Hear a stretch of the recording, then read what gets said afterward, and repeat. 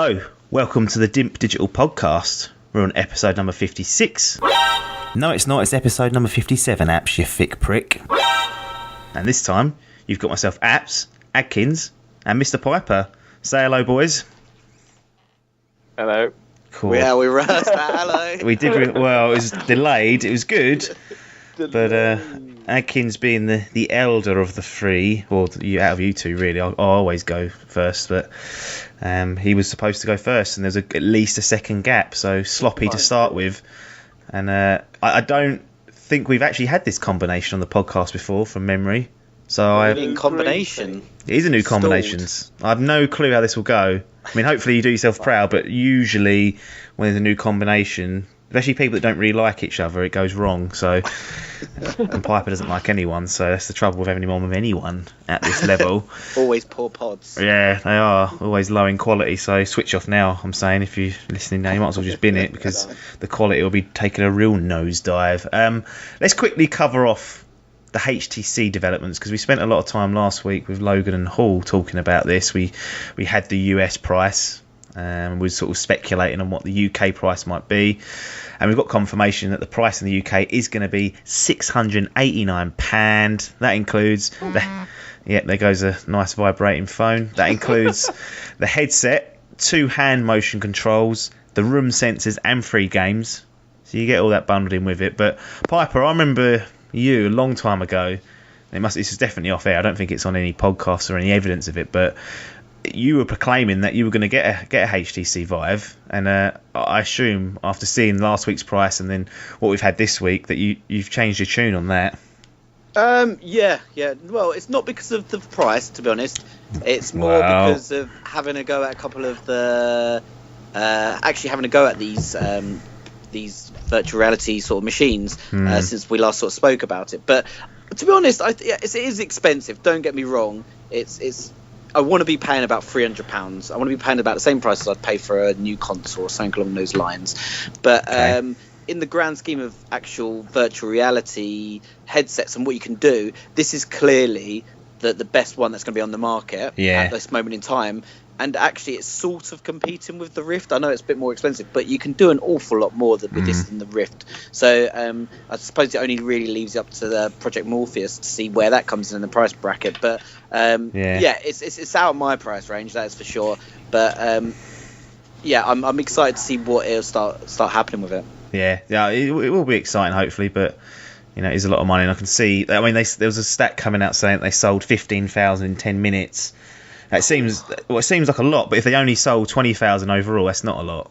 So that's a great stat to have when you first go live. But you know what happened after that? I've not seen anything, no updates, no one going, "Oh, we've sold this much." So either they've not increased as much as they thought, or they've gone low. I mean, the Morpheus hasn't come out and said they've sold yet, or they've pre-orders, I should say. Adkins, you're part of the master race. You're a proud member of this clan. How much would you say that you've spent on your PC over the years? So the last sort of 3 to 5 years, since perhaps the PS4 and Xbox One dropped. Since they dropped, I reckon I've done about right, hold on. Got some mental arithmetic going on here live. I reckon about 1,300. I reckon since PS4 was out. Yeah, because I bought my PC with the intention of not buying a next gen console. Right. Okay. So you're trying to check out other consoles. Yeah, I said I won't need one of these. I've got this new beast of a PC rig. Yeah. 2 years later, it's a load of shit. Don't run anything. Right. Yeah. I mean that's a disaster for your missus. Really, you've gone through and gone, I need to put this out there, £1,300. Don't worry though, I won't have to spend any more on a new console. I won't need it, and then you go out and spend another £300 plus on a PlayStation 4. Don't actually sign that off, but so this sort of money, 689, is that acceptable to you when you look at the grand scheme of what you spent on your PC? Small change is what I call it. No, that's fucking disastrous. I don't think that's what I'll be able to. See, it's as if they're like targeting the master race, thinking that we shell out these sort of 1,200 for rigs and stuff, and thinking 600 would be fine for them. That's nothing. Yeah. But I certainly ain't got that sort of money to whip out. but I never really have been one for buying consoles or any sort of device on day one. Right. Always let them have their teething problems and yeah. hopefully normally wait for the first or second price drop. Yeah. But I certainly won't be blowing that sort of money. As much as I did enjoy the HTC, I thought it was best thing ever. Yeah, you was loving it. Yeah, loved it compared to the Oculus and the PlayStation VR. So it's definitely the best one there. But it's just that price tag for me. Yeah. Killer. Would you ever? What would be the price tag that you think? You think? Oh, I might consider that. Yeah, I've got a copy of paper here and say probably about £300, I'd say. So you've both said that, and you know the PlayStation VR could come in around that price. Is there a temptation there? You've both got PS4s. Yeah, but again, I said I probably wouldn't buy it early straight away. I'd wait until it's had its teething problems. Wait till a few decent games come out. Well, yeah, see if it takes off and they actually start powering out games, because they might just go, fuck it, ain't worked out, drop that.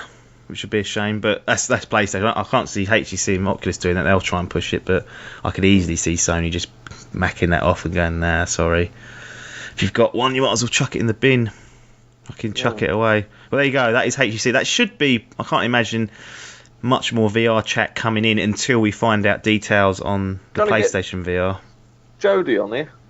Yeah, no, he has got an Oculus. Yeah, I've been meaning to contact him. He's had a dev version of the Oculus for a little while here. Yeah, because that is, I think he paid about £300 for his dev kit, and he's looking at almost just under double that if he wanted to commit to the full retail version. And you got to look, is it worth it? I don't know. Maybe you'll get a discount on it. But I did wonder that. We was talking about the HoloLens off air actually, and I thought we might as well just mention it. That's sort of come in for the dev kit for people that want to start working on it. A whopping $3,000, which they've... Fuck my arse. and I said the Oculus is around $300 to $400 from memory. So that is a sickening increase, and you've got to wonder who's going to be shelling out for that to develop on. You think, well, Master Race. Well, an indie outlet's not going to do that, are they? Like an indie studio, they've probably got that fucking £2 between them. They're not going to pay $3,000 to mess around with that when they don't. That is really unproven tech. Yeah. But it could potentially be game changing tech, and if anything, because then suddenly imagine VR or stuff going, because it's a little bit different from VR. It's AR, isn't it? Augmented. Actually, you're seeing stuff in your room, and you can play Minecraft on your bed. Yeah, what else can you play though? You can't play Uncharted on that, I'll tell you that much. That's what I don't get about that. There's about 4 games I can think of that would work with that. Yeah. Because you're reliant on so much other bollocks going on. Pac-Man on the wall. Red Alert. Tetris. Tell you what, a real-time strategy game. Yeah. That would be cool. Put that on your fucking table, yeah. Actually, they might be on something. Where's my fucking wallet? $3,000. Get me an RTS and I'll be all over that. But that's it. Yeah, I think I think that'll be it until the PlayStation VR pops up with their details of a release date and price range.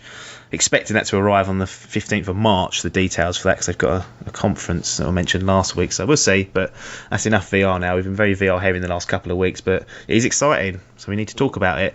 Another thing that some people may find exciting is the Xbox One and the potential hardware upgrades mid-cycle. So previously we've had the slim version of the Xbox 360 come out, that sort of thing. But there's been no real change to the hardware, like the nuts and bolts underneath it. It's always been cosmetic changes or improvements, make it more efficient, energy saving, that sort of thing. Well, Microsoft had a press conference in San Francisco this past week. We got Big Phil Spencer out there, flapping his gums like he loves to. I love Phil Spencer. I think he's great. But he wants to see an end, this is his words, to a fixed console hardware.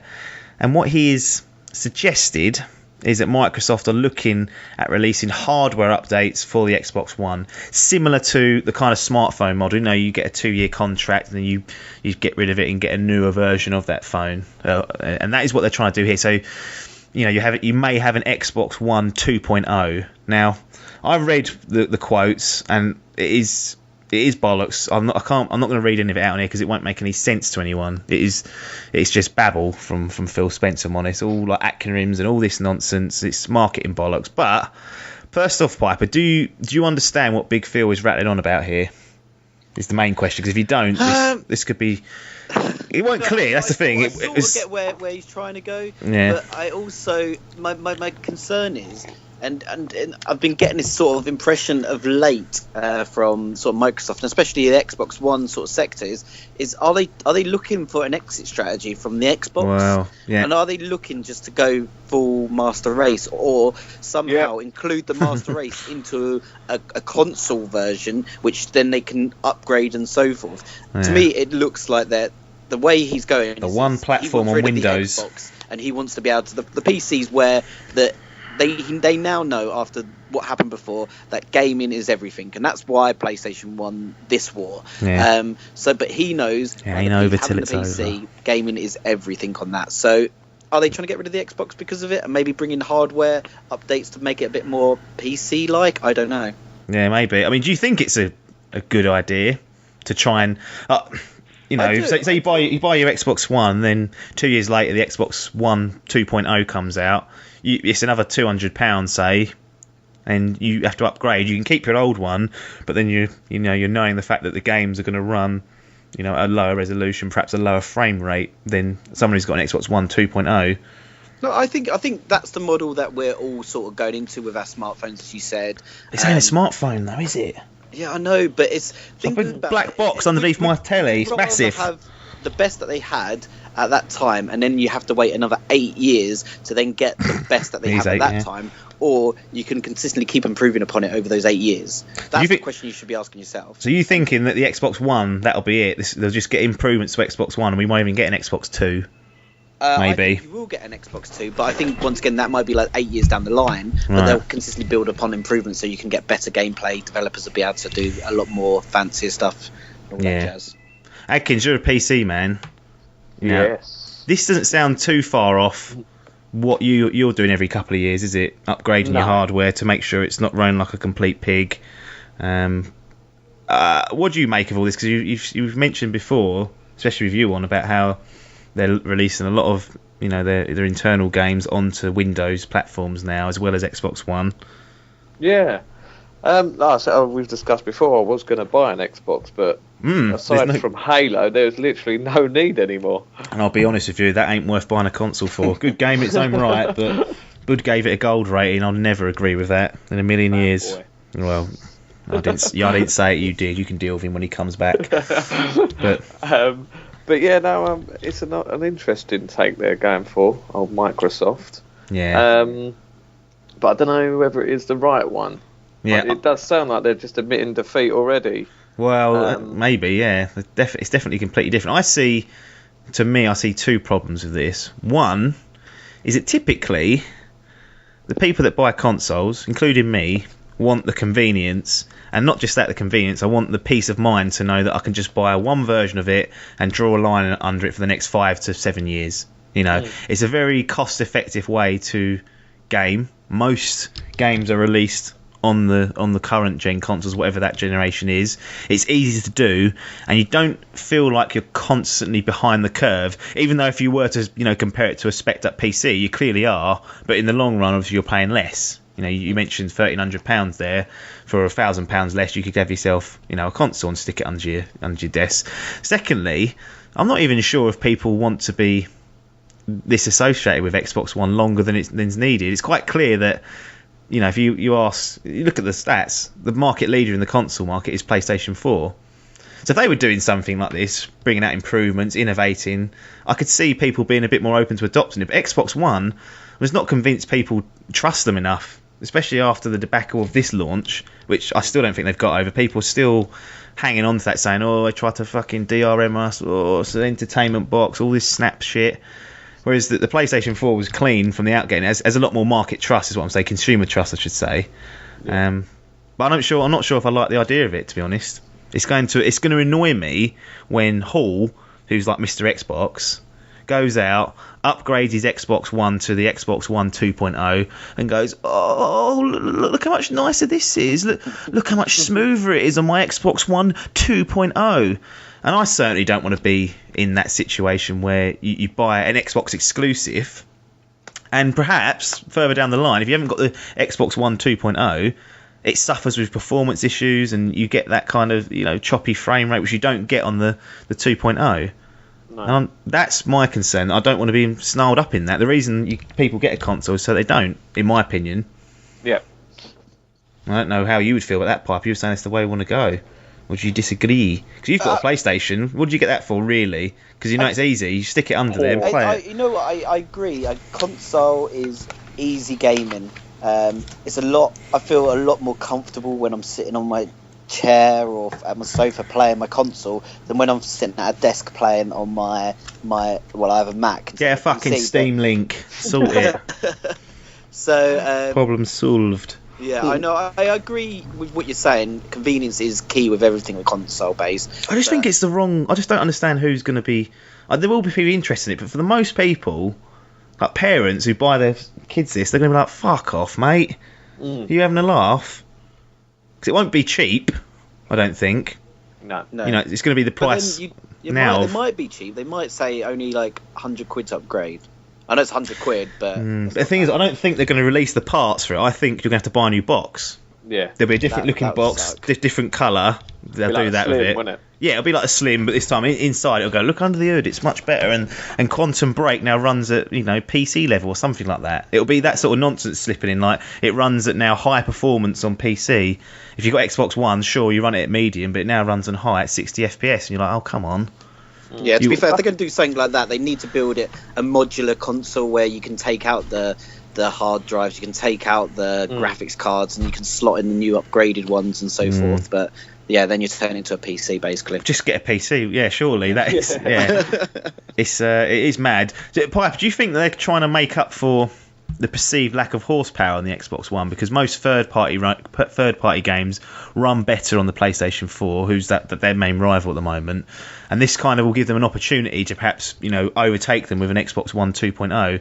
And that is believe it or not, there was a survey that I saw last year that was asking, I don't know who these people were, but they sent out and asked what's the reason you buy a console for, and what's the deciding factor between the competitors out there, and they come back saying how well it runs the games.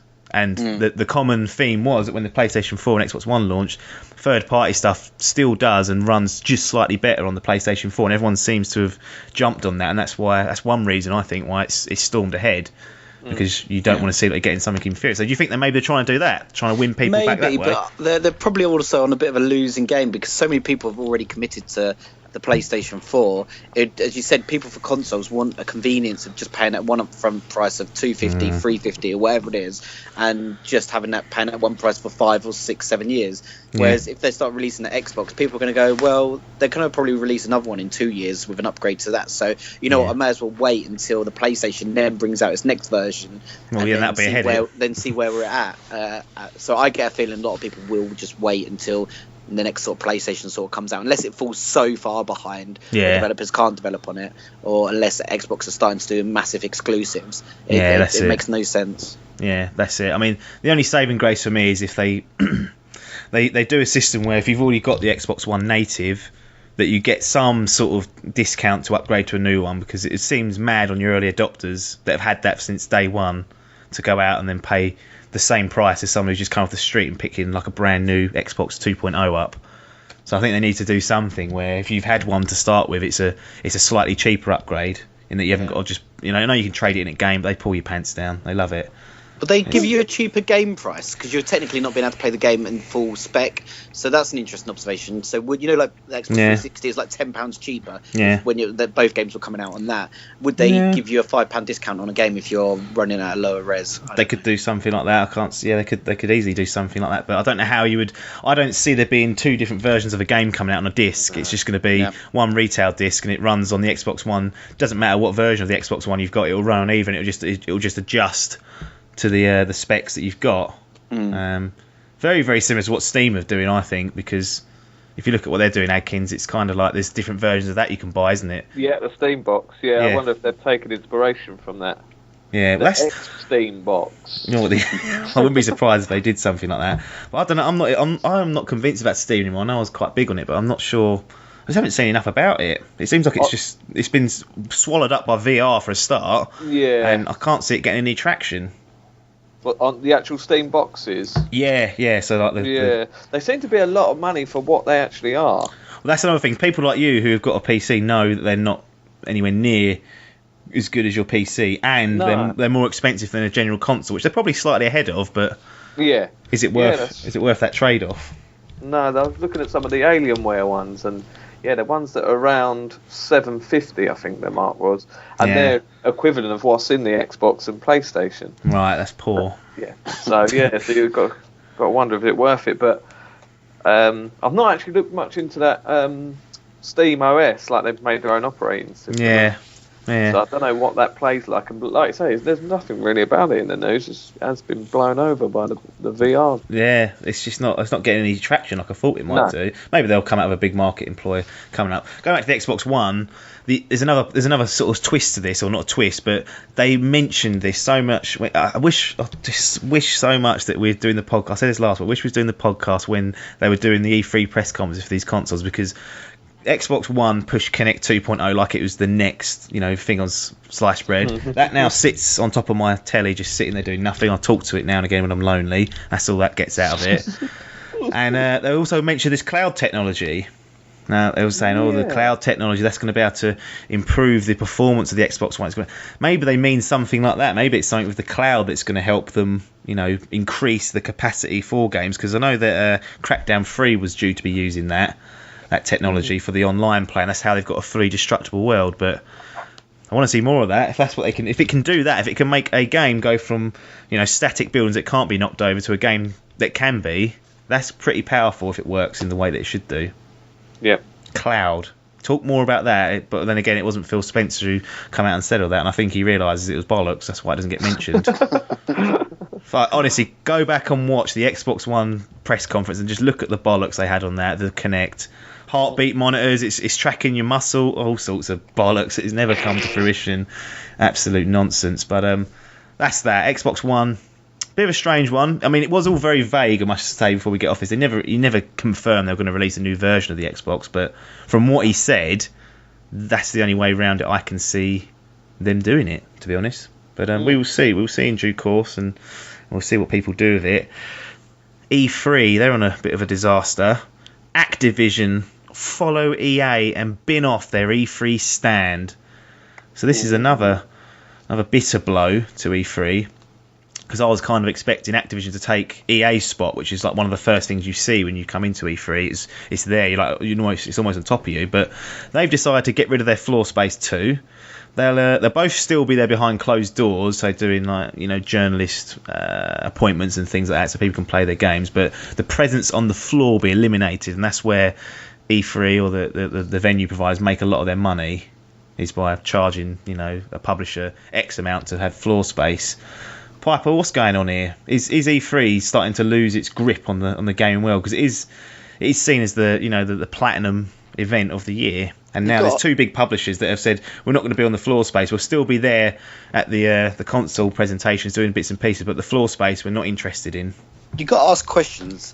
How big does E3 think they've got for their boots? How much are they charging for that floor space? It's going to be fucking loads, isn't it? Yeah, because you just think someone's turned around and say, well, we don't need E3 to have this, to make this big hype around our games. We can just slowly market it online. You only have to look at a few games out there that have never had these big E3 stands that have just had so much attention.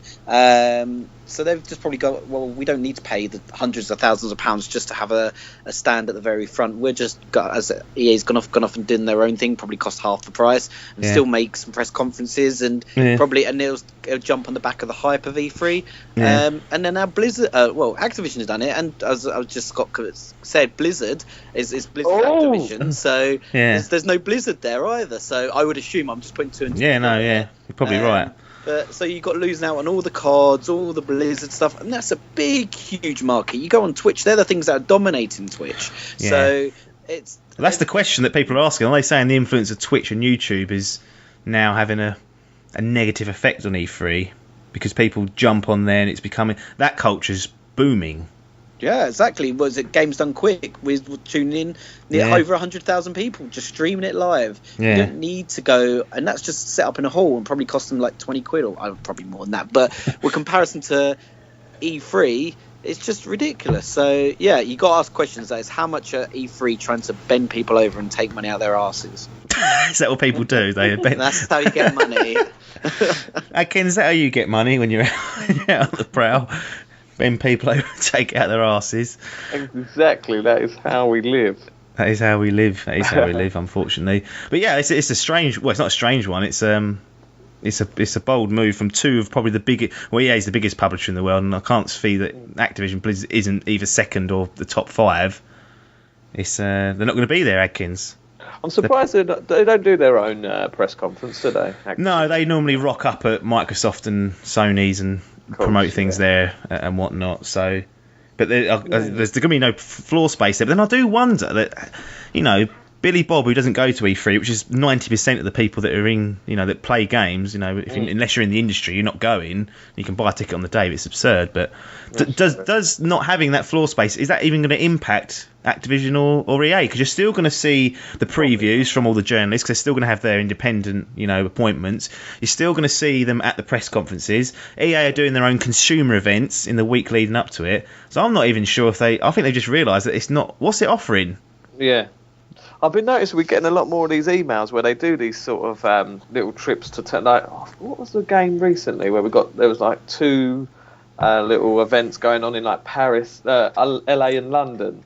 And it was a sort of game playing. So I'm wondering if they're thinking that that's more beneficial to them than actually having the floor space in EA. Yeah. I can't remember what game that was now. No, I remember. I think it's from like Ubisoft or something like that. Yeah, I remember seeing something it. like that. So I wonder if instead of doing the E3 stuff, I suppose they've still. It's only EA. I suppose they've still got the other big ones like Gamescom, Tokyo Game Show, things like that. Yeah. I'm wondering if they're going to try and take a different direction just with the plan. Yeah. Do you think the publishers are now maybe perhaps looking at the world of people call them influencers on YouTube? You have these personalities that have millions of subscribers, tens of millions of subscribers. Whether that's more the route they want to take, they want to get their games in front of that audience, and that's going to drive consumerism. Because, like I said, going to E3, me, you, Piper, everyone else, we're not going to get a look in. Really, we're never going to go to that event unless something drastically happens, because it's not a public open event. No, that's right. So yeah, they probably would look to things like YouTube. Get PewDiePie playing their game, or whatever his name is. Gosh, there you go. That's millions, isn't it? That is your game. That is exposure. That's it. Yeah, that is probably the better way. Yeah, it's interesting. I wonder if there's going to be any more that can look at it and go, actually, do we need to set up all this shit? Trendsetters. Well, it is interesting. You say that. I subscribed to someone on YouTube. Oh, hello. Who played a lot of Ark. Go on, advertise it free. You might get a little partnership. I can't remember the name, to be honest. So we played a lot of Ark, but then suddenly, before Far Cry Primal came out, he was playing that, and he would say, "Look, I'm playing this because I've obviously been sponsored. I've been asked to play this, and been paid for it." They picked him because of his audience with Ark, and they know that it's a survival dinosaurs type land. Prehistoric, He gets like he's got like 200,000 people that watch each video. So put that prehistoric game in front of them, you could suddenly get in like at least 100,000 people then watching that videos and going, oh, actually that looks quite cool. So you're right. It's the way to go. Prehistoric Call of Duty, Activision. Yeah, send it to that man. Send to this guy that we can't. Send to this guy that we can't remember. And well, I can remember the name, but I won't say it. We can say it. Caveman. That's what he specialises in. Prehistoric games. He's been sitting there 20 years waiting. Going, fucking hell, where's Turok coming out? Jeez, yes, it is interesting because I think it's a lot cheaper to get your game in front of these guys, and you're probably hitting a wider audience. And in a way, the personality, providing they get on well with it, are almost selling it on your behalf, aren't they? They're selling it to the audience by sitting there playing to it, having a good time, laughing. The only thing that's a little bit hooky to me is that I don't like the idea that, for example, this isn't true, but Ubisoft come along with Far Cry Primal. They go, oh, Dimp Digital, do you want to promote Far Cry Primal? We'll give you 10 grand for it. And we go, we do. We go, yep. And then we go out there and we just put on a Let's Play and go, oh, look at this, fucking Saber, look amazing. And what you're doing is you're kind of taking the money and you're promoting it on their behalf, but you're not informing your audience of doing that. And I know you said the guy that you listen to does, but there's a lot out there that do not. And because it doesn't seem like there's any law in place, it's the internet, it's the Wild West, so there's no way of kind of governance in that, because people need to know that if you've been paid to promote something, that should be disclosed. Sorry. No, they do. Most of them do. When I was seeing it online, they say, just to say this up front, we've been given this game to play on behalf of da da da da. So I think they do try, because they don't want to screw up their audience just for a £10,000 payday. Yeah, I think that is probably more. That's happened a lot more because people are more conscious about their audience cottoning onto these things and going, well, he's just a fucking shrill for whoever. It's people like Angry Joe and what's the other one, Total Biscuit. I know they've actually been denied promotional copies of games because they'll give their honest opinion. Yeah, and they know it could be bad. It is dodgy. It is dodgy, the games industry in many ways, because that is. I suppose it's their prerogative. They can choose who not to send it to, but. Send it to IGN. Guaranteed result. Send it to Dimp. Send it to Dimp, and we'll take it, and we'll give it. It'll be the first platinum new one, guaranteed. PO Box Dimp. Yeah, that's it. They'll get that. It is a bit dodgy, the games industry, when it comes to things like that. It's even I find politics. Oh yeah, it is. There's a lot of that, and I don't like the embargoes on the reviews. Did you know there's an embargo on when you can tell people when the review is due? What? To say the review on the embargo. Yeah, so say the embargo, I don't know, for example, drops. You can drop the review on Wednesday the 9th of March.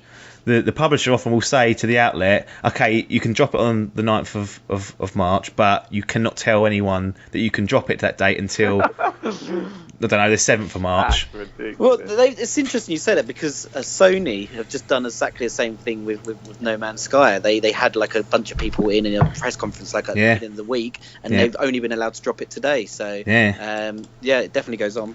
Well, that is the perfect link to No Man's Sky, because one of the most hyped up games that we've seen in the past few years. Everyone's on it.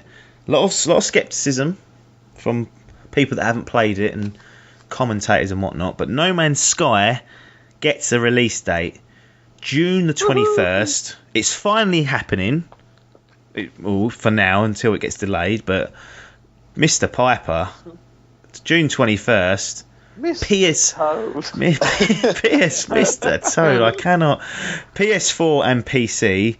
No Man's Sky has its release date. Can you just explain your thoughts and feelings when you heard this news? Because this is it for you. This is 2016. 2016. This is the only game I am generally excited about this year, and it's the only one I was going to get. A little bit frustrated that the expansion type one, the expensive one where you get the free toy, is only PC only, so I was a bit livid at that. Oh, Master Race dipping their fucking hands in.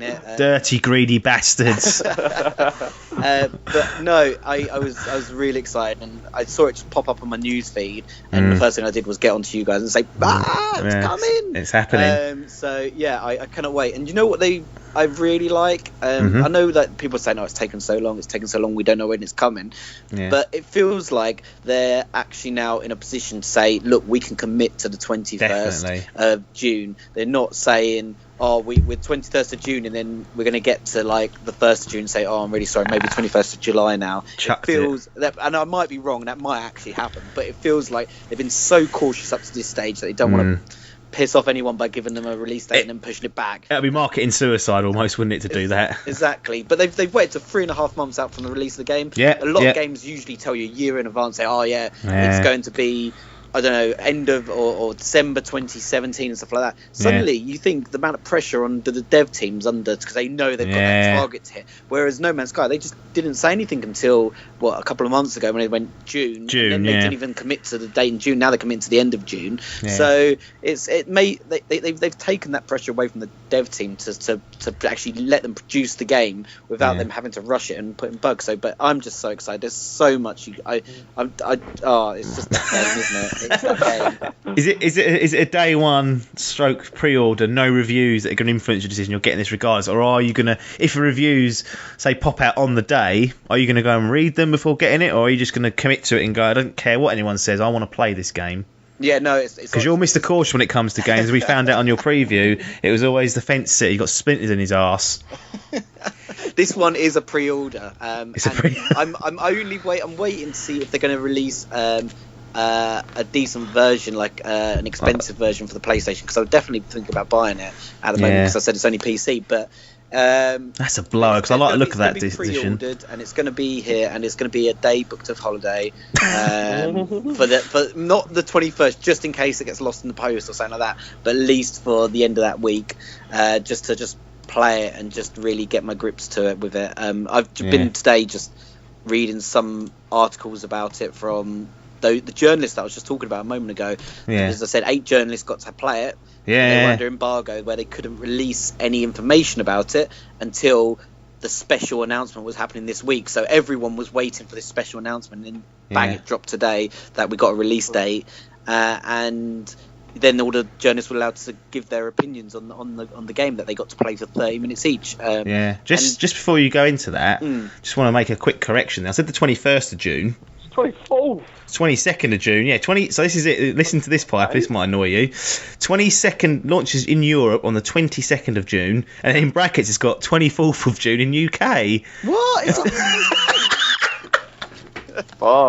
So it ain't the 21st. It's 22nd if you're outside the UK. If you're in the UK, it's 24th. And because this is a European blog, I would imagine that it's the 22nd in the US as a guess, but not the 21st. That is a correction there. Sean Murray, because that's live, ridiculous. That is, considering it's developed on these shores, they've gone, nah. Yeah. Down the road, Guildford, 30 minutes away. Yeah. What they've done is they're going to release a patch on the 22nd, let that seethe, and then on the 24th, once it's matured, get on it. Got the proper version. That's a bit of a weird thing to do, but I was quite annoyed. I looked at the collector's edition, or the limited edition as they call it, and the thing that got to me a little bit is that you got all the other bodies, steelbook, loads of shit in it, but there are some what they call comic books that share some of the game's lore.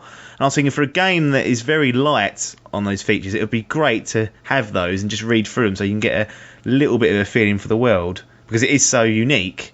Yeah. So I'm a bit disappointed that it doesn't look like I'm going to get my hands on that. Well, that's the thing that you like, and that was the thing that I saw today was about the lore. I know that's up your street massively, and it seems like a game that's got quite a lot of lore in it, and it's all about the lore.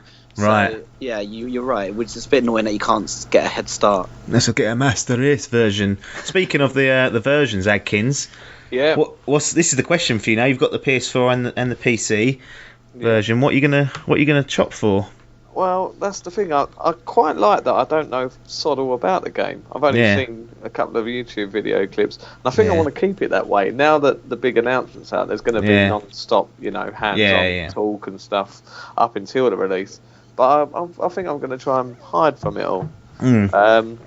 But with that being said, if it's a single-player heavy game, then I'd probably end up going for PC because it'll be cheaper. Right. And you get the limited edition if you want, an Annoy Piper. Yeah. 150 quid. Is it?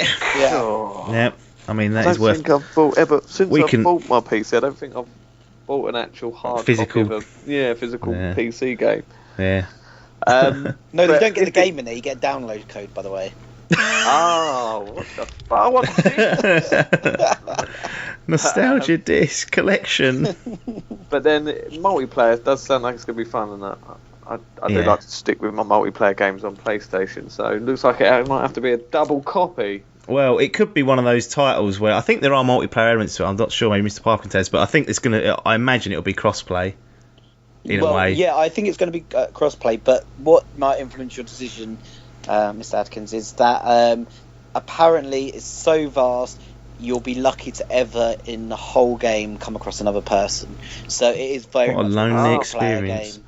Master Race wins. That's it, decided. Well, so have It's a full. Well, look, I've got here a quote from one of the articles that I read today from Sean Murray. He says the cool thing about the game, or maybe the sad thing, is that all these stars, each of their planets, NPCs, buildings, and languages, to learn 99.9% of them will never be visited. That's how big the game is going to be. Is that actually true though? Well, it's he's lying. I can't fathom that. Well, they said that about what was that? Was it PT or something like that? They said it was going to take about a few thousand months to solve out. 3 hours? I was like, done it. Yeah. That was on difficulty though, wasn't it? I was saying you'll never have to work out what it is, but someone did. Was Sean Murray saying the game's just that big? Yeah, he's built. So Sean Murray's expertise comes from being an engine builder, and they've created a completely brand new engine for this game, which enables. I thought he was talking cars. I was like, bloody hell, he's made a jump. Loading screens. There is no loading screens in the game. You literally just fly into the planet and you land. Yeah, you land straight in there. That's how crazy it's going to be. Is it that vast though, Piper? Can you even believe that quote? Yeah, I think I can actually. I don't think maybe 99.9%. I do think about that you will. They said the Earth. In real life will burn out before that game's been completely explored. Come on, Sean. There's something like there's trillions and trillions and trillions upon trillions of planets in that game. It's just so vast. So from what I have understood from the game so far is there's a 40-hour sort of game where I think you believe you're trying to get to the centre of that galaxy. Yeah, that sounds like the fucking Witness. Yeah. And then once you get to that, then I think it expands and opens up into the big world. So so it enables some people to get the 40 hours of gameplay that they like and then put it down and just leave it. But then you can also, it enables all the people that just want to keep playing it and exploring and enjoying that type of stuff, just to carry on and go and explore new systems. So hold on. Mm-hmm. It's this big. I mean, you might not be able to answer this. I've not read any of the details. Yep. Is there just one? From what you've read of this probably hasn't been confirmed. But is there just one server where this massive world is sitting? Everyone populates into that server, and because it's so big, you won't find anyone. Or do you think there's several servers where you'll just sort of, when you log on, you'll go to that server for that day? So I believe it is. There might be several servers in terms. Well, there might be. You don't know. Like it might be a North American server, South American server, European server, like they do in some of these games. But I believe, from what I've read, it will be one server because everyone anywhere will be able to see the things that I've named if they come across my planet. They've worked it out that if I land on a planet and you land on the planet, we will see exactly the same things. So if I leave a planet in disarray and then you land on it like 2 years later, and no one else has been there since, it will still be in that state of disarray that I left it. Yeah. So it's all working on the cloud. Yeah, I don't know why Microsoft haven't fucking picked this up then. Absolute blows. What is there anything else that you've read that you want to share on the podcast that you want to go? One thing that I found really interesting today and I've not heard about before is like talking to so there's NPCs and trading posts and so forth like that. Yeah. You have to. There's I think there's about 4 or 5 different sort of like massive factions of like worlds so far that we know. There could be more, but there's these races of people. You have to learn their language to then be able to communicate with them. Right. So part of the beginning game, or when you land into a new area, is that you have to go around and start learning their language within the game, like by reading like tombs and stuff like that. Sure. To then be able to then communicate with the traders and the NPCs. So that was an interesting take on the theory. And by communicating, I guess they're teaching you the backstory as well. So not that I don't know how they've done a backstory on a game that big. I just don't know how they can get that in. I'm hoping I'm not going to go around and speak to NPCs and they're just going to say the same thing, if that makes sense. Yeah, that's the concern with it, is that it'll be so big that the attention to detail, that the uniqueness of each encounter might not be there. That's the only thing that I would say concerns me. I mean, I'm bagging this day one. It's as simple as that. There's no reason not to. Even if the reviews are poor, I'm trying to actually distance myself from reading reviews now because I find that it just poisons the air. Yeah. Unless something's broken, I don't care really. If I like the look of it, I should get it at the end of the day. Well, that's one thing they did say. All the reviewers came away and said it's just completely beautiful. You're just in awe. Yeah, it's just amazing. Yeah, I mean it's a day one for me. Adkins, is this a day one for you? Or is this a sit and wait on your master race throne? Going, are you worthy of going into this bad boy? Nah, we'll get this on day one. It does look good. Yeah, can we make a pact now that if when we discover a planet, I'm not sure if you can name them or anything like that, or is there any sort of tagging you can do to a new planet? If there is anything like Dump that, digital. not dump digital. Jesus, the amount of people that have put that in an email trying to contact us, autocorrect costing them. Put Dimp in there. We need to spread Dimp across, No Man's Sky, take over the universe. We're just trying to set up our own little area. That never happened. That's the thing that I would have loved the game to be. I would have loved to have been able to sort of teleport somehow over to you and then just go and explore with you for like 8 hours. That's the one thing that I'm a little bit disappointed about the whole thing. But yeah, you can go around naming pretty much everything as far as I'm aware. Wow, well, Dimp it is. Get Dimp everywhere. Everyone listening, Dimp. And if we bump into a Dimp planet and it's not one of us, we'll be trying to contact you, saying, part of the crew. Doubt anyone will. I wonder if there'll be any mods for this at some point in the future. On the PC, there definitely will be, won't there? Yeah. You can see it taken off a bit like a Minecraft, can't you? This type of game. That part of thing on the PC could introduce something like a mate finder or something like that, couldn't it? Yeah. Like you could teleport over it and then that sort of thing, but it's exciting stuff. People are writing it off before it's come out, and I can understand why, because it's not your typical game, but I'm into it. A lot of hype, isn't it? A lot of hype. For an indie-ish game. Yeah. I get the feeling it's going to be like Marmite. You'll either really love it, or you're going to be like, this is boring. There'll be a lot of pretentious people and reviewers that go, it's boring, you just fly around doing that. And, it's hard to argue and say that's not what you're doing, but it's about much more than that, and it's difficult to articulate that, especially with my the journey. It is about the journey. And if speaking of journey, go and finish that, Adkins. I know you've got it sitting there. He played through. How long did you play through Journey for? 35 minutes. What? Then dropped it. Half of it already. I said to him. It's unbelievable. To finish that game, anyone else that's done that, restart it and start again. Do it in one sitting. That's how you meant to do it. Yeah, one sitting, done. No Man's Sky done. Another sort of Sony project, although No Man's Sky is on PC as well. Sony have been pushing it fucking hard though, which is interesting. But it is time for delay news. Uncharted 4: A Thief's End. Is it ever going to come to a fucking end? Delayed for another 2 weeks. So May the 10th for Sony's biggest exclusive of the year. I don't mind this being delayed. It's not anything to do with the actual development of the game, is it? That's what they're claiming, Naughty Dog. Maybe they've got a fucking lawsuit to deal with this bloody artwork being stolen in their trailer. A syndicate, wasn't it? Yeah. Fucking no, it's a Black Flag they nicked it from. Black Flag, yeah. God, if you can't have a syndicate in bloody London, I'll be like, what have they done there? Chuck that away. But yeah, it's just a marketing... Yeah, it's their site and distribution. Manufacturing, sorry. Yeah, basically they said they want everyone to play the game day one. So maybe they're anticipating the demand to be so high that they wouldn't be able to keep up with it or get enough stock out there. Because back in the day, that was a normality. I don't know if you remember like a big GTA release. Yeah. If you didn't pre-order that bad boy, that's it. Sold out for a few weeks. You were struggling. Nowadays, that very rarely happens. So maybe they saw the PlayStation 4 sales and thought, fucking hell, if 10% get that, we're up shit creek here. We ain't got that sorted. No, it's going to be their biggest exclusive. I think a lot of people have bought the PlayStation 4 Uncharted 4. I think maybe other people will as well. They'll finally commit into it.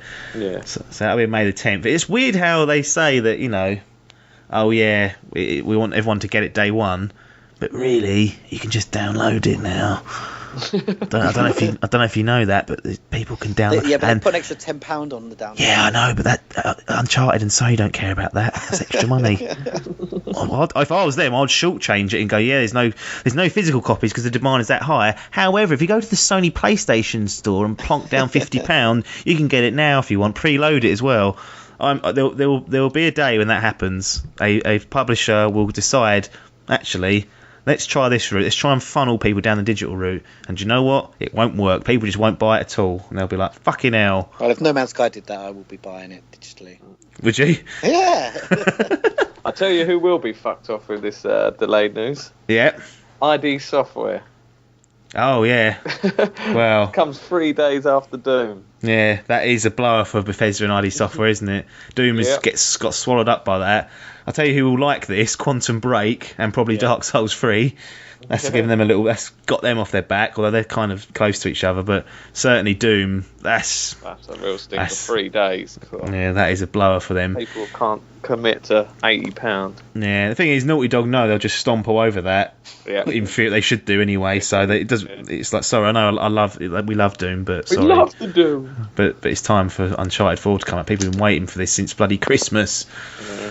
All that work that Microsoft did to secure Tomb Raider for a year exclusively to battle Uncharted blown away.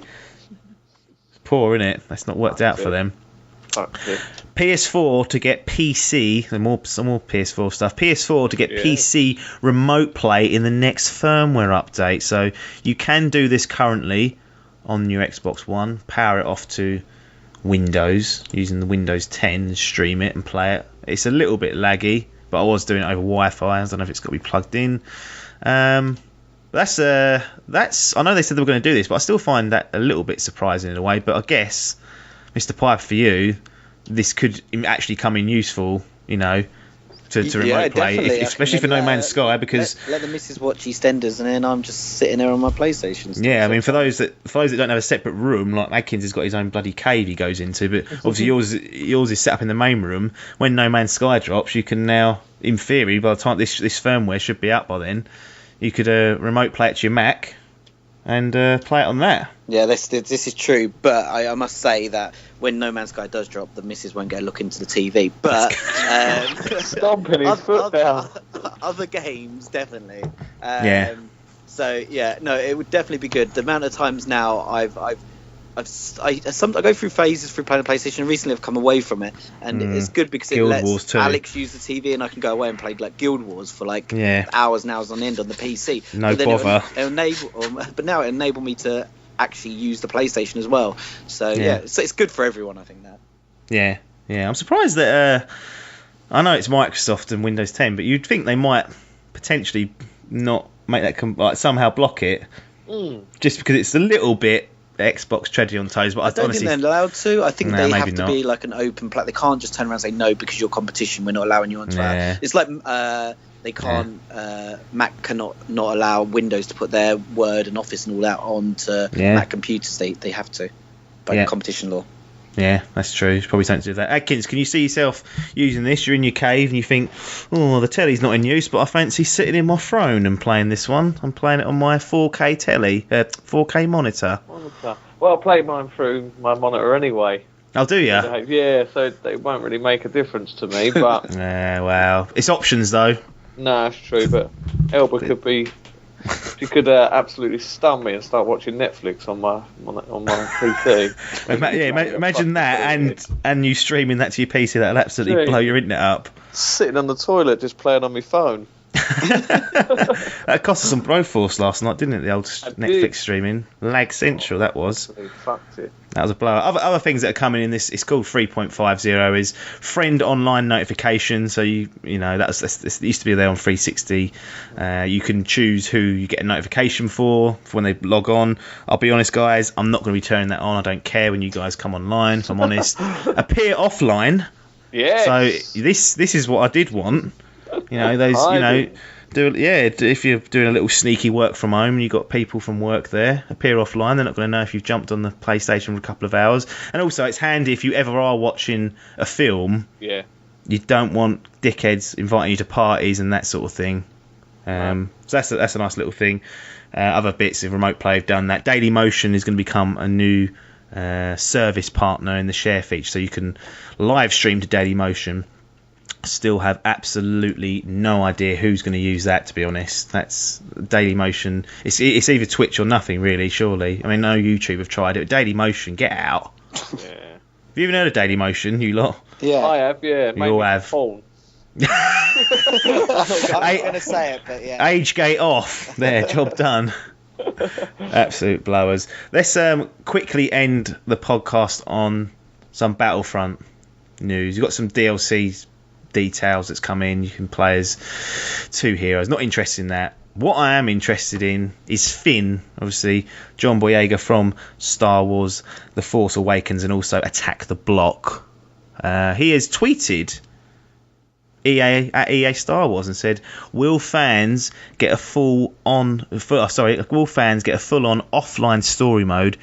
It's more enjoyable way to learn the controls. EA Star Wars thought they had a real, home run return. Have you by any chance tried the missions? Yeah, they're crap. He put, yeah, I thought it was great, but definitely leaves you wanting to engage with a narrative. Can I visit your base in the UK, please? He's not happy. It's what I've been saying. It should have had one from the start. Yeah. How much? You two have got that, haven't you? Yeah. What's it doing now? Sitting there collecting Gathering dust. Yeah. Is it? How much? Right. Honestly, how much did you play it enough to what you think? Yeah, that's worth getting. Not or have you? I probably played the beta longer. Yeah. That's the problem, isn't it? That's the problem with those betas. As much as I fucking love them, I didn't buy it because I played enough in that. I was done with it. I'm fine. That's perfect. I've had enough. It's going to be the game to get me into multiplayer gaming. And it's absolutely turned itself on its head. Played it for about a week and a half, and I've been bored. It was at the time of watching Star Wars 7, so I was all hyped up and riding the hype train. Played it for a little bit, and now I'm bored. Chucked it in. I would have 100% bought that game if it had a campaign. Yeah. 5 hours, all I wanted. Might do now, so... Oh, yeah, maybe it'll be part of that season pass that they've asked people to buy. That's that 4th episode that they haven't released yet. Yeah, it could be. There's been no details in it. I just... In playing those missions, as they call them, like I said, they've done cutscenes there, and I just thought, how cool would this have been to be like a campaign to work through? Yeah. Like, that would have been excellent. All the music, I don't difficult to do a story, I guess, because licenses issues and whatnot. But come on, guys. Yeah. Isn't there Rogue One out later this year? Maybe they'll do something with that. Yeah. Well, they've said that the Battlefront's going to be all the old trilogy and nothing new. They won't. That's why they haven't got any new Star Wars 7 DLC or anything. Missing a trick there, aren't they? Yeah. With the prequels, everyone loves them. Would you buy a prequel version of this? No. Poor old prequels. They have blown that. They should still be releasing that, I think. But they're not going to. That's the end of that one. Oh, one last thing. Mass Effect Q1 release date, 2017. Ooh. So not the end of this year, which some people were predicting. I'm not surprised at all that it's Q1 2017 at all. The last 2 games, in fact, I remember coming out around that time anyway. So fine by me. That is cost loading, though, on the Fantasy Draft. That is basically... He can't... He's out of the running now. He literally can't win, and we're in March. Unless me and Hall both have something drop out, but I can't see any of ours. But the only one for Hall might be Gears, but I think that's even going to come out because it's got a beta scheduled, and they normally are good at getting the game out after the beta's gone. My worry was No Man's Sky, but that's been all cleared away with the news that we've had. And that my latest one is Deus Ex: Mankind Divided. Interesting. That's Mass Effect Q1 2017. I'm looking forward to that. I'm excited and I'm happy to wait because it'll get busy anyway. I think it's about time we wrap this piece of junk up. If you guys at home want to get in contact with us, you can do on Twitter. It's at Dimp Digital. Facebook.com/Dimp Digital is the Facebook page. Like that and post. Dimp Digital Media at gmail.com is to get us on emails. If you're listening to the podcast, you should have subscribed by now. And if you are thinking of subscribing, download Player FM on your Android device. Great way to keep in contact with us and also other podcasts throughout the world. Obviously, if you're on iTunes, jump on the iPhone, jump on iTunes and it'll be there for you. Go on there and drop us a review. Actually, we should all go on there and review this because it's got 0 at the moment. Need to boost its profile. Pod ever. Yeah, 5 stars minimum. If there's 5 reviews, they know who that's from. Yeah, so if you're a genuine listener, do obviously your own opinion. But for us, we'll be putting 5 stars down. That's for sure. DimpDigital.com will keep you in contact with all of our videos, podcasts, and other things that we're doing. But if you just want the YouTube stuff, it's youtube.com/DimpDigital. And there you go. I think that's all the bits and bobs that we've got. That's it for now, though. Game over. It's goodbye from Mr. Adkins. Ta-da. It's goodbye from Mr. Piper. Toodaloo. And it's goodbye from me, Apps. Thanks for your time, and ta-da.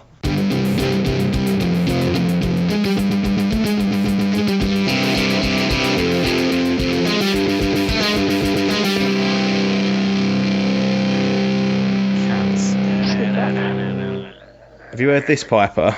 You What? probably have. Hang on. Now listen to this. What I sent to Adkins at like 9:30. So it weren't that late. Oh god, I've gone to the wrong one. 9:30. it? What? At the event, live at the event. Yeah, live at the event. Oh, 20 to 10. Call me and I'll wake up. Call me and I'll wake up. Big time caller. And I'll be waking up. It is fucking mad in here. I don't know why playing business. I'll tell you the ticket situation tomorrow. But make sure I'm there. So call me when you wake up. Call me when you wake up. Far Cry Primal. Bitch.